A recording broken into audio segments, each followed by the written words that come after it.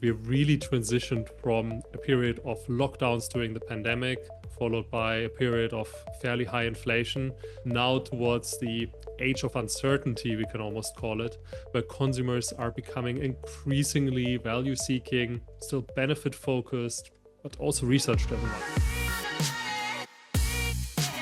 Hello and welcome back to another episode of Intentwise Connect podcast, where we bring in industry practitioners and try to learn from them firsthand. My guest today is Martin Hebel. He is the founder of a consultancy firm called Consultiers. And I'm excited about talking to him because he spends all his time working with 1P brands, helping them elevate their margins and profit levels. The other reason I'm excited about it is we all are living in the tariffs world. Prime Day is around the corner. Before we know it, we'll be in peak season for 2025. And so this conversation is all about how should brands think about planning for peak season, planning for tariffs, certainly for the rest of 2025 and also 2026. So Martin, thank you for joining us. Thanks for having me back, and very excited to be here today. Yeah, and what I didn't mention is Martin is also an ex-Amazoner, so he was at Amazon, has worked with a number of brands in the FMCG category while he was there. So excited to have you here, Martin, and we can, I guess, jump right in. Since the last time I talked, talked with you, which I think was last year, a lot has changed.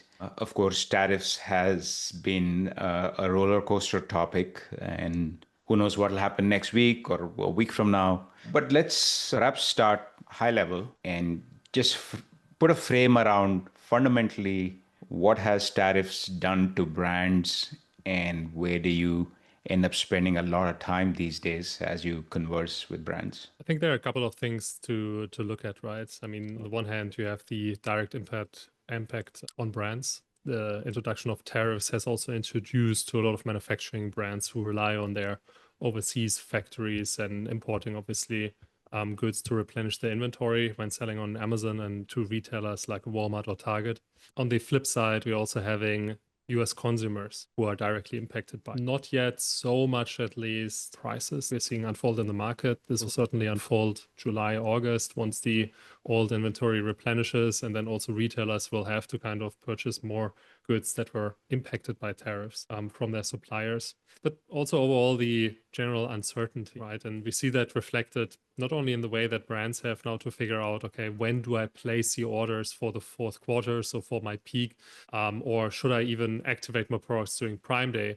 But also when you look at the consumer sentiment, right? Particularly if you zoom out, University of Michigan always gives us a good kind of overview of that.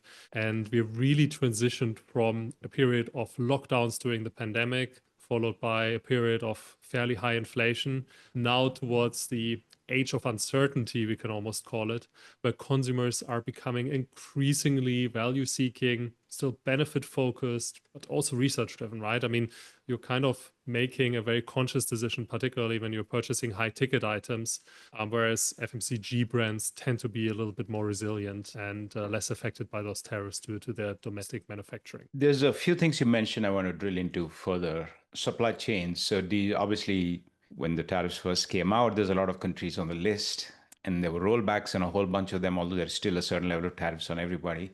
And then China in particular it's just a different set of constraints there. Are you seeing brands think hard about their current supply chain and sourcing?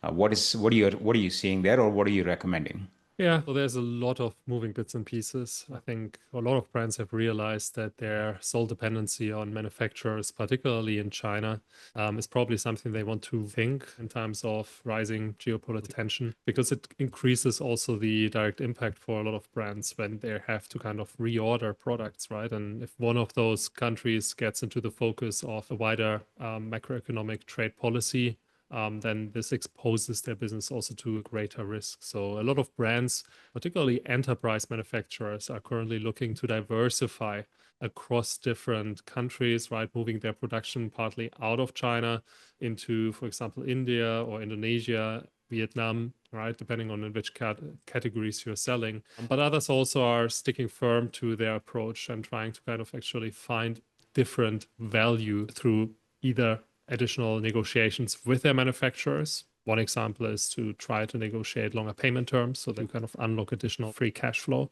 or to actually introduce manufacturing capabilities directly into the US or European Union, right? Depending where your main market is. Not every strategy is the same or applicable to every brand, but I think there's a real challenge these days to really look long and hard at, okay, what is my current setup and how diversified am I? And am I becoming potentially too dependent on one single country of origin, which introduces additional challenges when you are living through times where trade deals are questioned and new ones are formed. Yeah. I want to double click on the timing aspect you mentioned. So July and August, once the I guess the inventory sourced pre-tariff runs out, that's when potentially consumers start to see the real impact. Is that just the common understanding at the moment? So July, August timeframes and post that for It pricing? depends on the category. Generally, yes, because while a lot of brands have forwarded already cost price increases, particularly to the likes of Amazon if they are selling on Vendor Central, or also to Walmart or Target if they are directly supplying these retailers. Most retailers have done a very good job in rejecting the demands of a lot of brands to accepting these cost pricing. Those who have been successful usually were also successful already in the past to raise their prices to end shoppers, meaning that they are just rectifying and clawing back the additional margin points that retailers like Amazon have had in their P&L already. But if you basically based your cost price increase negotiation solely on the fact that there's an introduction of tariffs, most retailers will have said, okay, hold your horses. We want to kind of see how things unfold in the next couple of weeks. And of course, it depends also very much on what is your market share or category share. If you're a Nestle, if you're a Unilever, you typically have a little bit of an easier time to get your cost price increases heard by those retailers. If you're a mid-market brand, you typically have to pivot and see, okay, do I have any other opportunities to claw back my new cost centers and at least soften the impact. But generally speaking, you're absolutely correct, especially with deal activation periods such as Prime Day. Retailers like Amazon have a high interest that a lot of brands are participating in those. And if they are not accepting cost increase demands of brands, well, then they inevitably will also slow down their flywheel, which depends on brands investing into price promotions. Also because consumers increasingly use these in order to purchase high ticket items, to inform themselves on these platforms, and to make a lot of these impulse driven purchases that Amazon and other retailers are highly dependent on. Gotcha. I want to get into ordering times a little later, but I'd love to have you put a frame around how you are talking to brands, or what are you recommending, or what are the list of things you're having brands think through when it comes to planning for tariffs? Like, is there a frame we can put on this problem, Martin? I think we need to first go back to the basics, really understand where do you source your products from? And even if you're manufacturing domestically in the US or in Europe, how much of your raw materials that you actually need in order to manufacture these products are coming from countries that are affected by the current tariff rules? Quantifying this is extremely difficult, but also an extremely important step. So I encourage everyone to really spend some time together with their CFO and finance department on that. Because if you cannot quantify the impact, well, then it's very hard to also define the actions in order to soften the impact onto P&L. So going back to the basics, really quantifying the impact, the direct and indirect impact is the first step. And the second one is really to review, what are my opportunities here?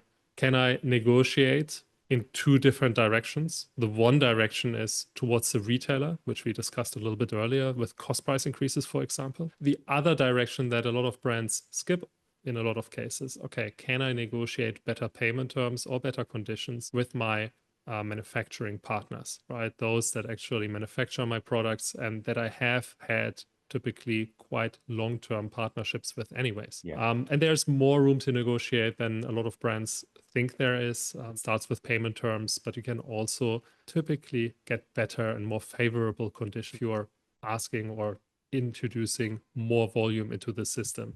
So you order in bulk, similar to it. And then the third aspect that is really critical to not forget about is to really measure how your key competitors, your peers in the categories are performing, and what actions do they actually execute. What I mean by that is particularly to keep a close eye on your key metrics when it comes to your virtual shelf monitoring. Do the average selling prices go up or down?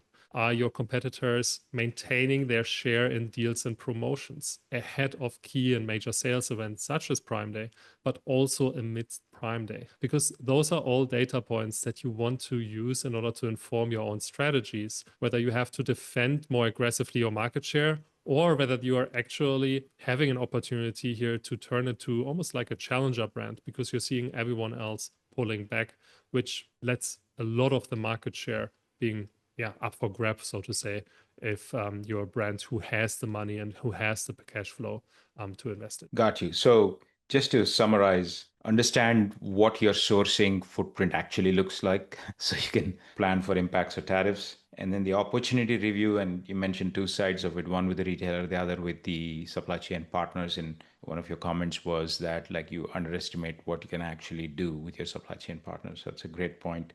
And sounds like peer review or monitoring peers and competitors just has it's always been important, but it's become much more important.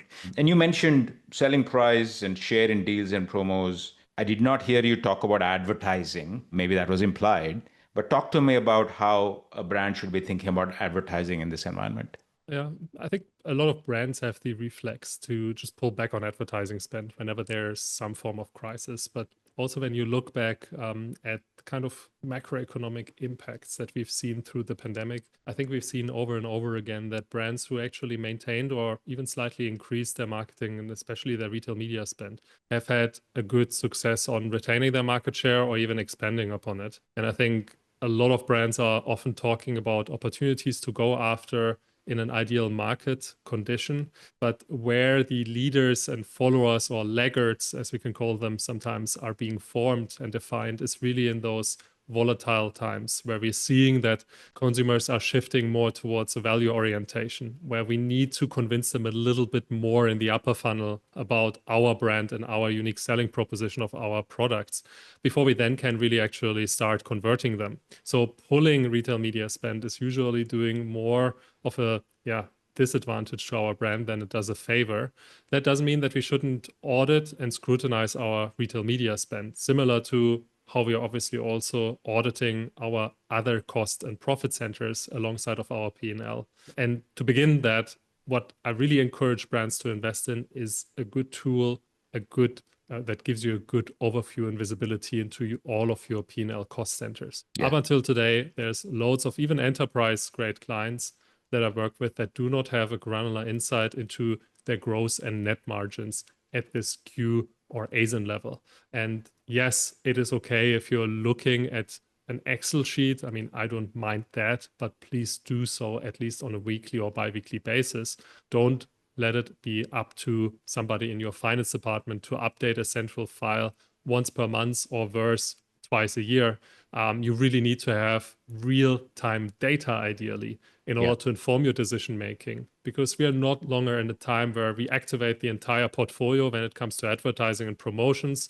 We really need to become more strategic which parts of our portfolio we're activating and what impact that has, not only on our growth, but also on our margins as well as on Amazon's margins, because of course, retailers respond very drastically to any product that loses profitability and that does not really fulfill a task in the wider customer lifetime that these brands and these retailers are going after. This has always been your constant recommendation, I think, which is I've heard we talk about this a lot, which is getting a handle on product level profitability and then also making choices about portfolios per retailer. Like everything doesn't have to be served up everywhere. You can be very strategic about these things.